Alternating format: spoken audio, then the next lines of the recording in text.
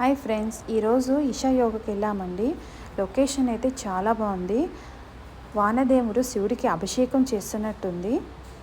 కోయంబత్తూరు నుంచి మనకి 45 మినిట్స్ పడుతుంది ఇషా యోగకి వెళ్ళటానికి. ఆ రోజు బాగా వర్షం ఎక్కువగా ఉంది, అందుకే ఫుల్ క్లౌడీగా ఉంది. మౌంటైన్స్ మీద అంతా క్లౌడ్స్, అంత బ్యూటిఫుల్గా ఉంది. నేచర్ అయితే లుక్ వైజ్ చాలా బాగుంది. అండ్ లొకేషన్ కూడా చాలా నీట్గా ఉంది. ఫుల్ ఆఫ్ ట్రీస్, మొత్తం అంతా అగ్రికల్చర్ ల్యాండ్ ఉంది. అదంతా వెళ్ళేటప్పుడు ఒక చోటకు వచ్చేసరికి మొత్తం ఆ రూట్ దగ్గర 1 కిలోమీటర్ దాకా గుల్మోహర్ ట్రీస్ అండ్ ఫ్లవర్స్ ఉన్నాయి. ఇవి మనకు తెలుసు కదా. కానీ వర్షం పడకనుంటే నేను మంచి ఫోటో అయితే తీసుకునేదాన్ని. కానీ ఏం చేస్తాం, వర్షం పడుతూనే ఉంది ఆ రోజు. ఇదేమో ఎంట్రన్స్ అనమాట.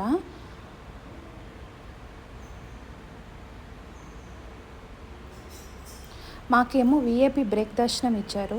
సో అది వచ్చి కాటేజెస్ ఉన్న ఏరియా. అక్కడ రూమ్స్ అంతా కూడా అవైలబుల్గా ఉంటాయి. ఎవరైనా దిగి అక్కడ ఒక రోజంతా ఉండటానికి కూడా రూమ్స్ అంతా నీట్ మెయింటెనెన్స్ చేస్తున్నారు. చాలా బాగుంది. ఇక్కడ మేము వెళ్తున్నది వచ్చి ఫస్ట్ అమ్మవారి గుడి దర్శనం చేసుకోవటానికి వెళ్తున్నాము.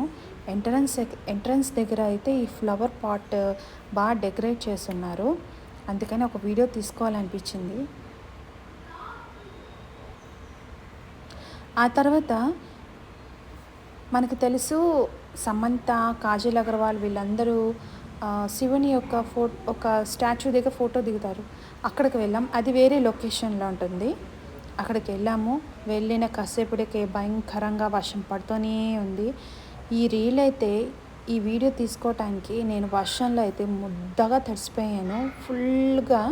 కానీ ఈ రీల్ కోసం మాత్రం నేను అలాగే నిలబడుకొని కాసేపు వీడియో తీసుకున్నాను. 3 నిమిషాలకోసారి వర్షం పడుతూనే ఉంది, కానీ వదలాలనిపించట్లేదు. ఈసారి వెళ్తే మటుకు ఈవినింగ్ లేజర్ షో మటుకు నేను కవర్ చేయాలనుకుంటున్నాను. ఇంకా కాసేపు ఉందామంటే నేచర్ ఈజ్ నాట్ సపోర్టింగ్. 3 నిమిషాలకోసారి వర్షం పడుతూనే ఉంది. మధ్య మధ్యలో రెయిన్బో, మధ్య మధ్యలో సన్ షేడ్ అలా వస్తూనే ఉంది.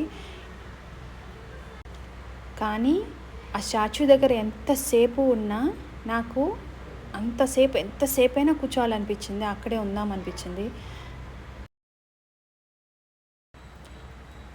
ఈవినింగ్ దాకా ప్లాన్ చేసుకున్నామండి, కానీ మా ప్లాన్ అంతా తలకిందలైపోయింది. Climate is not supporting us. కానీ కాసేపైనా ఉండి అక్కడ వీడియో తీసుకోవాలనిపించింది.